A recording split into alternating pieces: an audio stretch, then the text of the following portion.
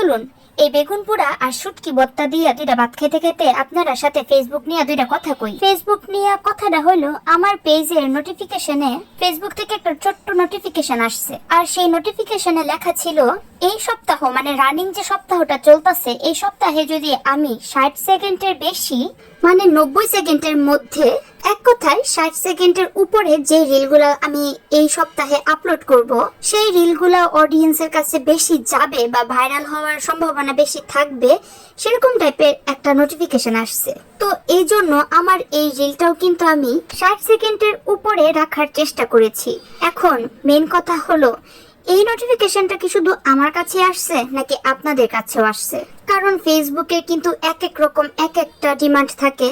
এর আগে আমার কাছে ফেসবুক থেকে 30 সেকেন্ডের উপরে রিল দেওয়ার জন্য বলছিল, এরকম টাইপের নোটিফিকেশন আসছে। তো এইবার আবার 60 সেকেন্ডের উপরে রিল দেওয়ার জন্য মানে বলতেছিল নোটিফিকেশনে। তো এটাই জানতে চাইতেছি যে এরকম নোটিফিকেশন কি শুধু আমার কাছে আসছে নাকি আপনাদের কাছেও আসছে?